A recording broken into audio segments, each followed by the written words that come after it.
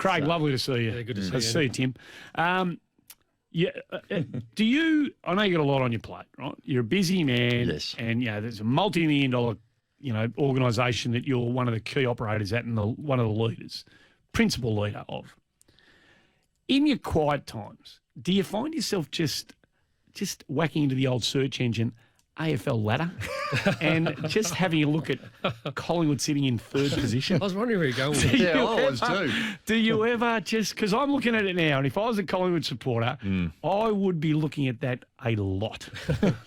Oh, no, it's hard not to see it. A lot. Yeah, no, not a lot, but I had taken notice of It it. looks nice, doesn't it? Yeah, Well, it at this stage of the year, does. you kind of have to because you want to make sure that I know it's 1 week at a time, but you got to plan for the future as well. I would think, and you still got to do whatever it takes to get into that top four, and then obviously who is going to be your opponent. You can only do that by looking at the ladder and the current standings. I would have thought at this stage. Come on, guys, you know that's not true. You know that's not true, Andrew. Well, Well, the only way you can get up the ladder is by looking at the ladder. No, That's what you just said. No, preparing for your potential opponents is you got to look at the ladder. No, well, reality of the ladder will be what it will be. That is truth, and we to now we've had a good run of form, but there's a lot to be played out yet. Go on. I'm not superstitious, but every now and again, back when I played and when you're coaching and you have not luck, but you have this run of very close games that you always seem to be getting the benefit of the doubt and getting over the line in circumstances you go, oh, how did that happen? We somehow or other sneak that out. Do you feel like there's a quota on that luck? Because, my goodness, this is some run you're going through. Yeah, there was a couple of times. I remember the Adelaide game. We were, we're sort of in front, and then all of a sudden it could have been behind. But you get to the last 30 seconds of the game again, and we've lived in this space week after week after week. Like I've never looked at the clock as much. We have a live clock on the bench. I'm looking at it so much, like 20 seconds, 10 seconds, like constantly every week. And I remember the Adelaide game. I just lost my way and just got the headphones on. We've done it again. I'm like, how have we got out of this again? Yeah. And there's a lot more that's been played out since then, the Essendon game in particular. So it's been one of the storylines, one of the themes of your season. The way you've been winning games of footy and the fact that you've been winning a lot of games of footy. I watch the social media conversation and they don't even know how they're doing it. I reckon it's one of the biggest loads of baloney, and I put to you, not that I expect that you'll say anything, but I put to you that you're quite happy for people to think that they've got no control over their destiny week to week, Collingwood, and that they've walked on the right side of the street at some stage, and this luck will turn. It has to be more than that. Well, we believe there is, but obviously there's luck needed too. Of course. Like if the young lad from Essendon doesn't hit the post, it's all over. So there's things that have gone our way. There's no doubting that. But there is a genuine belief in this group, and we've trained it. We train situations regularly every week. We trained it again yesterday. We review the last minutes of each game, and in lines there's individuals and there's a team. We have methods around those situations. We're living in this place though more than anyone else. So no other clubs have to live in the space we've had to live in up until now. But yeah, I think there is some method behind it. I'll also say that the GPS doesn't lie, and our last quarters, we're running our games as good as any. Yeah. And our last 10 minutes of last quarters is as good as any in terms of scoring. So you have to play the 4 minutes to beat us in a minute. Craig, Do you subscribe to the theory that these experiences that you're having will hold you in good stead once, if and when that occurs, when the stakes are a lot higher? Well, what I will say to that, and time will tell, who knows? Yeah. But reality is that, one, there's a belief in us, but then there's also the opposite side of the fence. They go, oh, here they come again. Yes. And I know for a fact that Pendle said to me, one of the players, I think we might have been 21 points down and we kicked a goal against Essendon. And one of the young lads goes, I guess this is when you come. Yeah, right. So there's that seed that we've planned against the opposition, which obviously in this competitive game, that you take all the little bits you can get. So one of the games, the famous one where Elliott kicks the goal and you win the game, Darcy Moore was fundamental in that phase of play. After the game on Saturday, Jack Ginnivan does the on-ground interview, and he was fantastic chat with Sarah Jones. And he mentioned you, and he mentioned his family, and he mentioned Darcy Moore. He said, Darcy's been a great sounding board for me and somebody who I can go and speak to help deal with this. You've been in the game for a long time, and you've seen just about all of the types of personalities that footy can dish up. How unique is Darcy Moore as a man, not only as a footballer, but just as a man? Oh, look, I'm lucky. I got to know Darcy when he was 16. He was a father-son opportunity for Collingwood back then, and I was, he'd come in school holidays, and I would watch his tapes in his local footy, his school footy, and then I'd watch him in the championships, and I'd go down and just watch him. So I built a relationship with him way back, and that relationship, 10 years past is still strong. Like he's the sort of guy that I think, when I'm older and greyer, that I'll still make contact with. He's a great human being. He's really high moral compass. It's super intelligent, like off the charts intelligent, which, it's intriguing. Like there's conversations you have. He thinks of things that others don't think of. But the human nature of what he does and the care that he sees in his teammates and his extended family is really strong, and we get benefit of that. So that's because often the really smart people can be a bit unreachable for others, particularly, in broad churches like footy clubs. Like for me and Gazy. And but for Jack Ginnivan to say what he said about him, and I look at Colin, he was through there, do better. He was strong on in all of that. He took a real leadership position, against an opposite one to some pretty powerful people at that footy club at the time. And he and a couple of others, Jack Myde, they stood up and said, no, we want to be better. You've got a great bloke who got the C alongside his name now, but without asking you, is he going to be the next captain? Could he easily be the captain of the Collingwood Footy Club one day? Yeah, I said this when we appointed Pendles again and then had the leadership group underneath him. That all those other guys, the vice captains, Howie and Taylor Adams and Darcy, all got high votes from their players. So, they seem to be the next in line. Darcy can easily lead our footy club. So could Howie. So could Tay. And these guys in particular, a reason why we're having on-field performance because they're driving the standards on and off the field. He's an exceptional leader by action, and he's got the presence to lead off the field as well. So he would be a great captain for us. And today we read the news that Brodie Grundy might have had a setback. Apparently the ankle injury. How serious is that? Well, he played on the weekend and was wrapped and he got through a game. We haven't shied away thinking that he needed a bit of a hit out before AFL opportunity. Unfortunately, he pulled up a little bit sore. So he trained yesterday and he got through the session, but he's still a little bit sore. So we won't play him in the AFL this week. We're hoping he gets up by the end of the week to play VFL again, but it might be just a wait and see at the moment.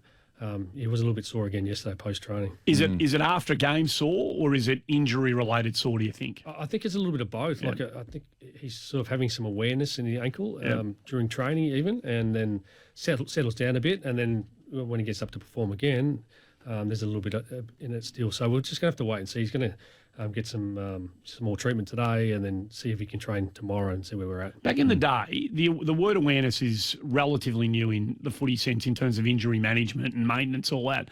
Back in the day, how many blokes do you reckon you were playing footy with who were aware of something but just played with it? I was only having this conversation this morning. I went for a walk with my wife and I was just talking about the rogue nature of sport and the narrow focus of just get up and play. Yeah. Whether it was from concussions to sort of breaks or bruises, and there was a bit of a get up and play and the cost will come later and don't worry about it. Now is more important than the future. I think we've got so much better at protecting our athletes for future, for future health, and there's no doubting we've changed a lot. Do you reckon that's why we're seeing blokes play later? Like narrow lists might be one thing, extra players on the bench and all that. But do you reckon the fact that we are better at managing the players week in, week out, is that why we're seeing Dave Mundy's and Scott Pendlebury's and Joel? Is that why we're seeing blokes play well into their 30s? Well, I can only speak for my generation. We played in the mid-90s to the. I finished in 2004.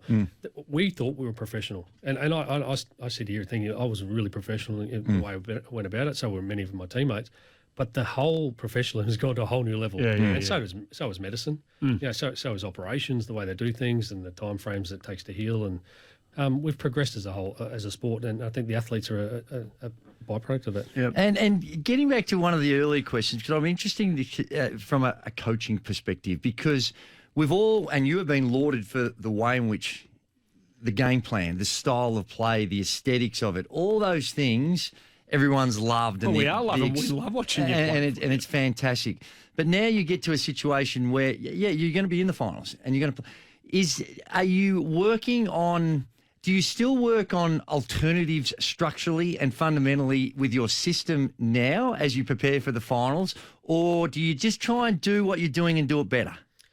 Both. Yeah, I think you've got to get better. Like you can't just stand still. The game's, you're a sitting duck. People take things away from you. So the things we were doing well 4 weeks ago, opposition go, there's a little opportunity to take it away from you, whether it's centre bounces or the way you transition the ball. I think we're getting, like I'm watching us train yesterday, I thought, wow, we are on top of the ground, we are dynamic, we're really executing our skills. I thought it was one of the better sessions we've trained this year, which gets the coach excited. Wow. Yep. Particularly in a big game in a couple of days' time off a 6-day break. So those things excite you, but we're trying to get better in what we're doing, but ultimately you can't stand still. I think the thing I'm enjoying about our group is when we get backed against the wall and things aren't looking our way, we come out firing. That's fantastic. We take more risk, and I love that about our group. What a great quality for a group to have. There's a heap of other stuff I want to talk to you about. Most of it actually not Collingwood related today, so we'll get stuck into that on the other side of the break. Craig Mcrae, the coach of the Pies, joins us thanks to Mate Internet and Mobile, award-winning Aussie service mobile plans from $20. Dolly Parton's joyous smash hit musical 9 to 5 is now playing at Arts Centre Melbourne. Get your tickets at 9to5themusical.com.au. The Watchdog app and website for every Victorian greyhound race and expert tips live and free. Good afternoon. A truck has lost a load of bricks out on the Ring Road Altona bound at Pascoe Vale Road. The two right-hand lanes currently closed, heavy delays from Sydney Road. It's also a struggle currently merging onto the Ring Road from the Hume Freeway. We've also had a collision in Tacoma, that's on the Burwood Highway near McNichol Street. The 40 Wings Tempur sale is now on. Save 40% off Tempur mattresses plus a free Manchester set with purchase. Exclusions and T's and C's apply. Ends Sunday at 40 Wings. That's the latest SEN Sky traffic. AFL Nation, the Demons take on the Pies, Friday night on SEN. Missing a goal after the siren to win a match is the same as bald tyres on your car. Nightmare. Store-wide super sale, now on at Tyre Power. Whatever sport you play, or whatever activity you love, prepare and recover with Body Science Sports Nutrition. Body Science, leading Australian sports nutrition for 23 years. Train, play, recover with Body Science. Discover innovative, trusted, scientifically backed Australian-made supplements. From the weekend warrior to elite athletes. Fuel your body with Body Science and perform at your peak. Available at bodyscience.com.au. Stepping on and off the top of an extension ladder can be risky business. The new step-through extension ladder safety device from Bailey Ladders removes this risk and easily fits to the top of your extension ladder. Bailey Ladders, making work sites safer and more productive. BaileyLadders.com.au. We've gone on about the amazing Spinal Ease pillow and how it gives you the best night's sleep. But here's some big news. After a decade of research, Spinal Ease announced an incredible world-first revolutionary mattress. Indeed. Featuring the most advanced technology in the world. With a button controlling the firmness, firm, medium or soft. Or soft. You choose. Sleep now and pay later with their 100-night comfort promise. See the new revolutionary Spinal Ease mattress, pillows and back supports at spinalease.com.au. That's spinal, EZE.com.au. Here's a friendly reminder from SEN and Bendix Brakes. School zone hours are now in effect. Put your foot down with confidence in school zones with Bendix Brakes, the market-leading brake pads to match your driving style. Learn more at bendix.com.au. At Host Plus, we know a thing or two about gold medals. It's not just one great performance, it's about putting in the hard work year after year. That's why we're proud to finish top of the podium for super investment returns over 1, 5, 10 and 20 years. So we can pass on that winning feeling to our members. That's a plus. Super Ratings SR50 Balanced Index, June 2022. General advice only. Consider the relevant Host Plus PDS and TMD at hostplus.com.au before deciding if Host Plus is appropriate for you. Past performance is not a reliable indicator of future performance. Search Compare Host Plus today. Hi, it's Daisy Pearce. Toyota's Good for Footy program plays a vital role in the community, raising funds for local grassroots football clubs. And it's the local legends within those clubs that get the job done. Here's a local legend sharing their club's story. Hi, Mick Hill here from Melinda Fenny Creek Football Netball Club. Furniture Gully Toyota have supported our club the last 3 years, and so far we've raised over $30,000 through the Toyota Good for Footy raffle. Funds raised goes towards specialist coaching, new equipment, footballs, netballs and uniforms. We're very fortunate in having Furniture Gully Toyota promote our club and ticket sales on their social media, as well as having their continued support. Another great example of Toyota's support for community grassroots football. Now that's good for footy. Oh, what a feeling, Toyota. Kia ora. Welcome to Daryl's Dream Interpretations. Now tell Daryl your dream. Oh, well, Daryl, last night a New Zealander visited me in my dream and said, I hear you're into wellness, before taking me to a geothermal mud bath where we ate oysters beside a talking manuka tree who told us all about Chardonnay. Well, you should book a ticket to New Zealand. That's it? And you're probably hungry. I actually got a sandwich here. You want some sandwich? Yeah. Stop dreaming and go. Visit newzealand.com. 100% pure New Zealand. Ditch the socks and jocks this year. Stuff has the perfect Father's Day gifts. Top quality Aussie-made grooming and skincare to get Dad looking and feeling great with no hassles. Plus, Stuff is helping mental health too. Visit websiteofstuff.com. I always wanted kids. Having a family was the dream. I guess I just never found the right person to do it with. For a while, it did really upset me. But then I thought, you know what? I can do it on my own. So What happens next is up to you, because the only way her story continues is with you. Donate sperm at Monash IVF and make the dream of having a family more than just a dream. Visit monashivf.com today. Robot Building Supplies, helping you get the right products for the job at a better price. Berwick BMW, your home for new demonstrator and pre-owned vehicle needs. Visit our showroom today. The Run Home with Andy and Gazy. And Craig Mcrae joins as he does every couple of weeks in the studio, thanks to Mate Internet and Mobile. Did you follow at all the Manly story with the Pride jumper and the 7 players withdrawing their services for the week? A little bit. Yeah. Did you think about, how you would handle that internally if it was Collingwood that found itself, or any club that you're involved with, if they found themselves in that situation? Look, personally, my approach to this stuff is that it becomes organic, like an event to celebrate something. For me, it should be more organic, and we're doing education regularly and talking to things. I know when I first started, Graham Wright and I presented to the board, we want to have greater diversity in our footy department. That was something, an aim for us, and the board were really on board with that, and we wanted to make sure that we set a plan towards getting that. Now, one thing to say, then you've got to action it out. So then there's this drip feeding of like, okay, well, how do we implement that? So then we want to make our female staff or diverse footy department feel safe. So that becomes a daily thing. It's not a weekly thing. It's not a one-round event that you put on a jumper and represent that. So for me, that's education, that's the role modelling, that's respectful to whoever's in our environment. So, I look at it a bit more holistically about celebrating. For example, Indigenous round, that's one round. But we acknowledge every meeting we have acknowledgement to country or welcome to country in every one of our meetings. So there's a drip feeding event or pattern of behaviour one event. So they're just a couple of small examples in reference to what you're talking about. Do you, as a general philosophy, are you supportive of sporting organisation, particularly massive one like yours, engaging themselves in social issues and declaring what position that a club like yours would hold on these sometimes controversial issues? Now, to me, they shouldn't be controversial. Well, they're divisive, aren't they? They can be divisive. Do you think, like when that was going down, this machine, the temper text machine here, you get a whole, and a lot of people will text you and say, well, this is sport, don't throw this down my face.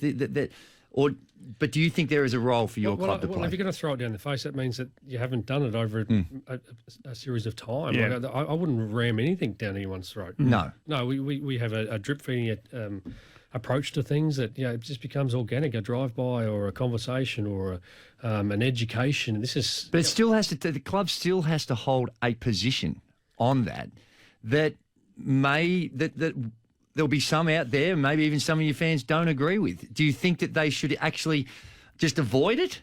Well, at the end of the day, we're here to win footy games. Yes. So that's our primary focus. But we have a far reach. Yep. Yeah, we do. We have an opportunity to role model, and I don't think we shy away from that. So what if, just one last one on this, what if you do that? What if this is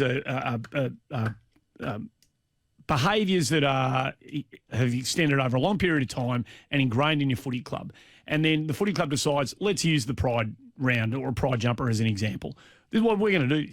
We're going to wear this jumper, and these are all the reasons we've been talking about for 2 years.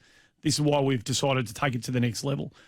What if you, as the coach, then had a couple of players come up to you and say, "Hey, coach, I'm not religious reasons. I'm not comfortable with this. I don't want to wear it. I can't wear it. I can't play in that game." Well, I think we've had a couple of players, I'm not exactly sure who they were, but it wore the laces to represent the round. We'll embrace difference. So surely we'll embrace difference, but I don't think it needs to be then an event and a moment that you go, right, this is the moment we're going to do it and surprise things on people. I think that's where maybe without no. So would you try and bring players along? Would you? Is that? Absolutely. I mean, we're sort of just spitballing here because it's not a reality for your footy club. But would you try and bring them along, particularly if it's a big game and they're an important player, or? Yeah, absolutely. I think this is the journey approach to it all, and you get a young lad in at 18, and then where they leave at 32, you want them to be better people. Yeah, of course. Yeah. And I want to be better in the environment for the time I'm in there, and I want to make sure our environment is safe and able to women and all different races be able to come into our environment and feel safe and not vulnerable. And we had Leon Davis come to the club yesterday. It was such a great moment for him to come back into the footy club, and his mum and dad were there. Trevor and Nancy and telling stories. It was really, really special moment, and I couldn't help but reflect and think to myself how much we've grown in just the short time we've been there. That feels like a pretty significant thing, given everything that Heredia has put to, and Andrew and Leon have been part of that conversation. I would think that's been a challenging position for him to find himself in on the way through. It took a lot of courage for him to step back in and his family. I didn't shy away from telling him how courageous it was, and Andrew Cracker the week before, and the courage to step back in. And I could say, again, I just couldn't help but feel a moment of growth in what we're doing and an opportunity for us to, again, not make it an event, Leon's back. No, it's just an ongoing thing that you're more than welcome, and we'll make sure that you're safe and create an environment where we'll be safe. So your legacy is about wins and losses and what you're going to do as a footy team, right? But it's also about the wallpaper in your office, and it's also about being there and creating an environment that Leon Davis feels welcome to come back into the footy club. And Mick Malthouse. And of course, Mick Malthouse, This goes beyond our playing group. I'm not. Again, we've had a mantra around honouring the jumper. That's not just this year. The history of this footy club is so strong. That's pretty special stuff. I mean, of course, it's easy because we like your company and we love having you in here. But if we were talking about you, not to you, I think we'd say the same thing. That's pretty special stuff, I reckon. Yeah, I don't lose sight. I'm really grateful to be in this position. I drive past pinching myself that I'm a coach at Collingwood, and this club's going to be alive a lot longer than I will be. To play a small part in bringing the past to the present and creating our own DNA for the future be something that's really deep to me. Yeah. Another issue that's popped up. Which one is it? We had a conversation yesterday just in regards to, and Kane Corns made a comment about the jumper. About the departing stars. Okay, can you, because it's too long a chat. Let us get the news out. Let's do that, eh? Let's clear the news now, because this is a 3 or 4 minute chat, I reckon. And you know how Julio gets. He gets very, very upset when we get late to the news. So hold the thought. I know you've written it down, so you won't forget it. Oh, there's a few others I've written down. No. We'll get to all of those quickly before the meter runs out. Craig Mcrae, our special guest, as he always is, every couple of weeks, thanks to Mate, Internet and Mobile. Let's go to the newsroom. The SEN app is now compatible with Apple CarPlay and Android Auto. So connect your car now to listen anywhere, anytime. Making SEN news this hour, Prime Minister Anthony Albanese says the Greens pledging to vote in support of Labor's climate target legislation is an opportunity to end the climate wars. Medically vulnerable children aged 6 months to 5 years will be able to access COVID-19 vaccines from next month, with the expansion set to benefit about 70,000 young kids. Investment New South Wales CEO Amy Brown says the appointment of John Barilaro to a Plum New York trade job was not done at arm's length from the government. And Australia records a 35 medal day at the Commonwealth Games. SEN.com.au Sport is next. From cafes to car washes and businesses in between, stop paying EFTPOS fees. No terminal rental, no merchant fees. Visit smartpay.com.au. Minimum turnover and T's and C's apply. Collingwood coach Craig Mcrae gives an update on Brodie Grundy. He played on the weekend and was wrapped that he got through a game. Unfortunately, he pulled up a little bit sore. So he trained yesterday and he got through the session, but he's still a little bit sore. So we won't play him in the AFL this week. We're hoping he gets up by the end of the week to play VFL again, but it might be just a wait and see at the moment. Dolly Parton's joyous smash hit musical 9 to 5 is now playing at Arts Centre Melbourne. Get your tickets at 9to5themusical.com.au. Subscribe to the SEN Track podcast. Just search for SEN Track on your podcast provider today. Power your life with a Signet power bank.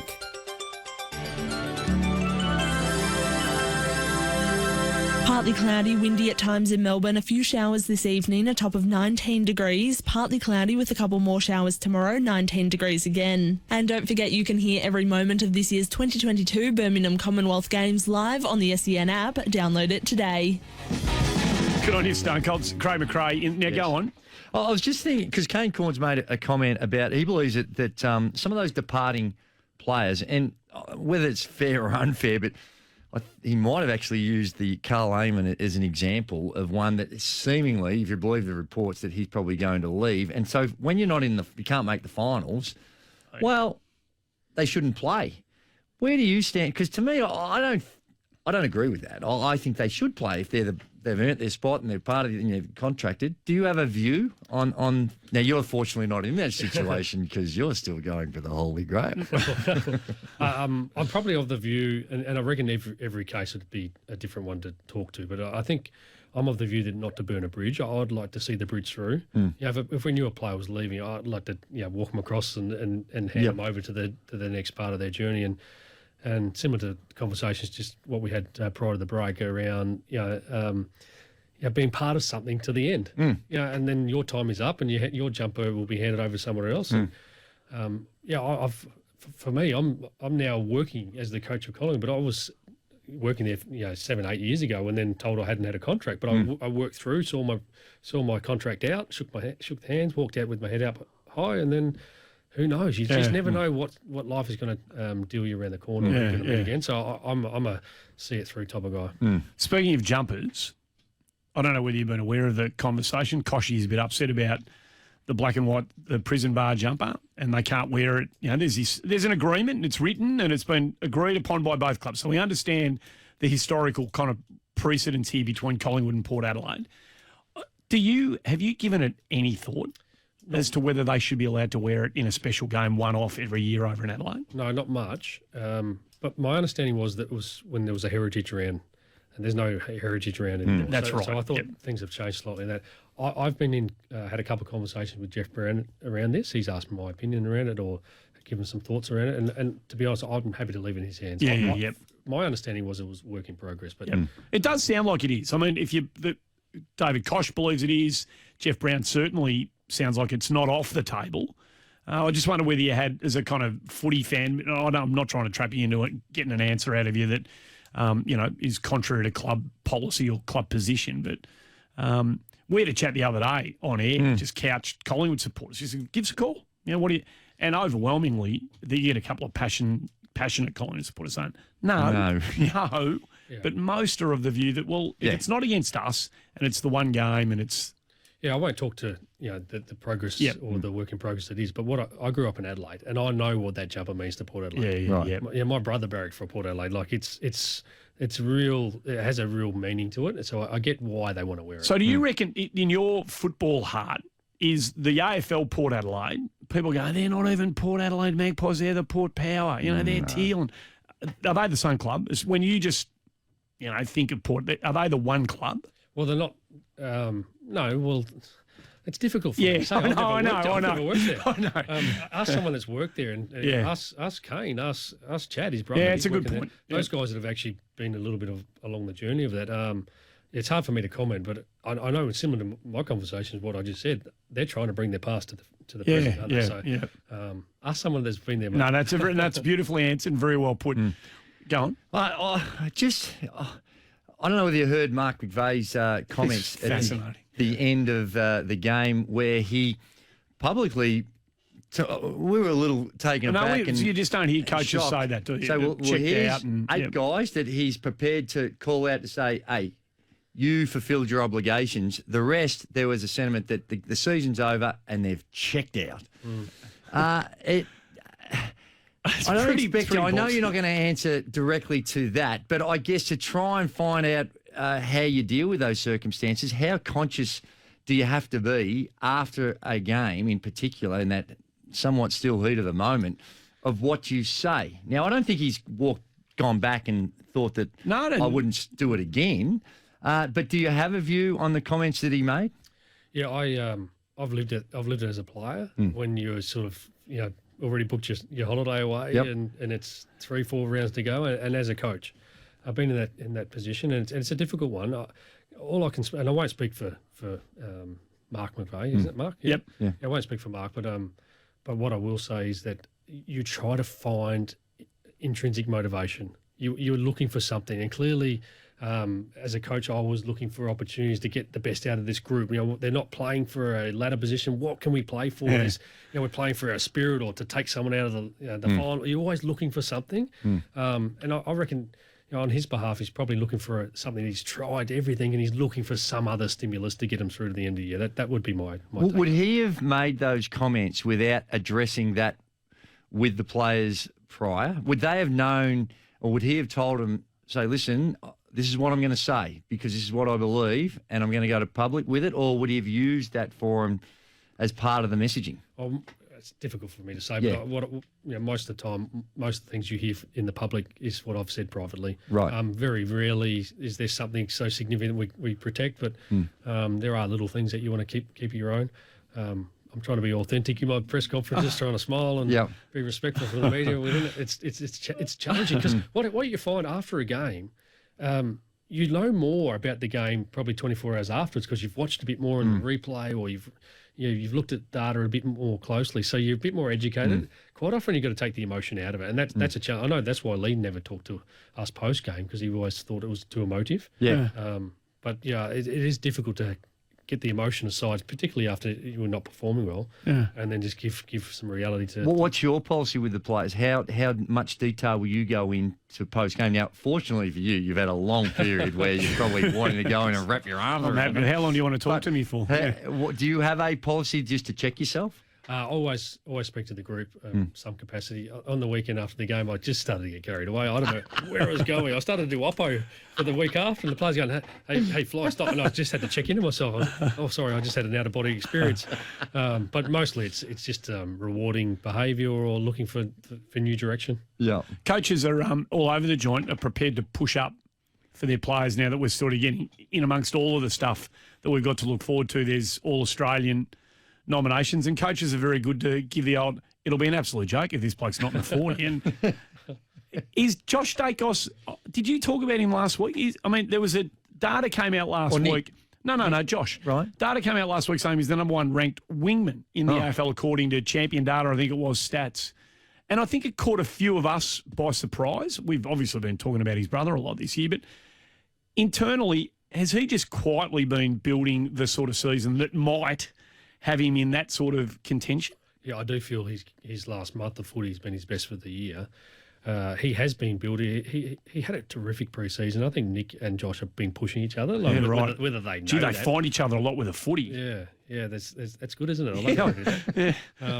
They've definitely been feeding off each other with their with their want to get better. And I saw that when I first walked in the building. Yeah, there's Nick trying to bench 100 kilos, and there's Josh spotting him to come on, you can do this. But it's just translated on field as well. So his last month has been his best for the year, and I think he's having a career best year. There's many guys in particular having career best years. I feel watching them get better and better, and then.